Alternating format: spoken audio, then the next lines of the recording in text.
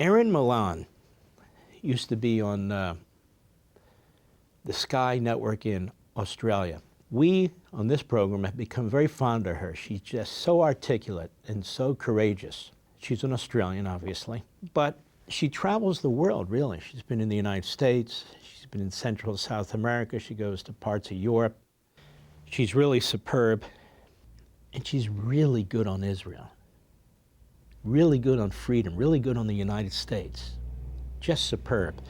So let's take a listen. Sit back, take a listen to her. We've had her here and there with different clips, but here she is. I think she's on her own now. Let's check it out. Go. Now it's time for my take on something that really got X talking this week. Could the mainstream media, potentially, and I don't want to put them out here, maybe dig a little deeper into the sources they quote verbatim?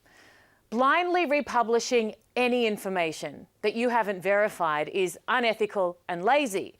But when that information comes directly from terrorists, well, it's downright dangerous. War resumed in the Middle East this week, and yes, people will die. Plenty of terrorists, hopefully, and good riddance, but also women and children. And that is utterly tragic. But it happens, particularly when you are dealing with Hamas, who either hide in tunnels or behind families. So when these same people who filmed themselves slaughtering over 1,200 innocent people on October 7, while simultaneously taking hostages, including 2 babies they then killed, when they release numbers of those killed and the demographic before it would be humanly possible to know, then maybe exercise a little skepticism. I don't want to throw you here. All I'm saying is maybe, just maybe, the same group of savages who burnt 3 children alive in a room and laughed don't necessarily value nor tell the truth. More media outlets than I could count this week reported as fact numbers of those killed directly from Hamas. Some even repeating again as fact that it was, and I quote, mostly women and children.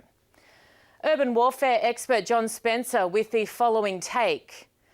And poof, international media returns to reporting civilian casualty numbers provided by the Hamas Gaza Health Ministry, who can determine casualty numbers in minutes and hours with no caveats of sources, descriptions of methods of counting, distinction of combatant versus non-combatant, or context of cause of death, etc., etc. Now, Reuters, whose job it is, by the way, to feed thousands of media outlets and millions of consumers around the world their information, a trusted source apparently, sent this alert. Israeli strikes kill 326 in Gaza, collapsing ceasefire with Hamas. Not even a caveat, like according to Hamas in this alert. And collapsing the ceasefire?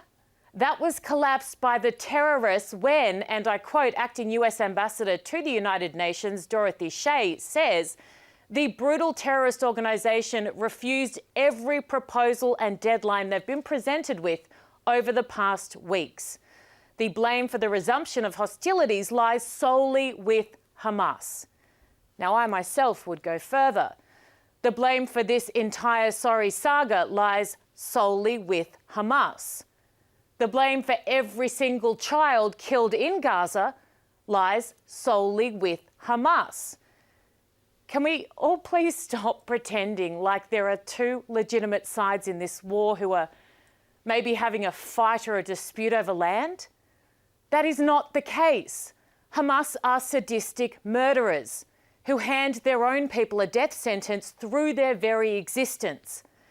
If those who purport to care about children dying in Gaza, and that should be every single human being, could wake up and realise who their real enemy is, then that would go a long way towards saving them. The same day the initial ceasefire was reached, Hamas leadership went on global television and promised to repeat the atrocities of October 7 at the first chance they got. And the Ceasefire Now brigade, well, they were silent. Their children will continue to tragically die as long as they value killing Israeli Jews more than the lives of their own loved ones. There are still 59 hostages in Gaza. They aren't just a number, not a fake one either. They are real people with mothers and fathers and children who haven't breathed fully since their capture. And Hamas are refusing to engage. This isn't rocket science. Now, no one expects the media to be fair or to be thorough or accurate. Most of us have completely given up on most of you by now. But at the very least, please, when terrorists are your main source, exercise just a little bit of caution. A lot, if you can possibly muster it. She's fantastic. She's great. And she's right. The media are the source of so much that's wrong in this world. They just are. Used to be simple, right versus wrong. It was not political. It wasn't partisan. But today it is. For all this and much more, sign up for LevinTV.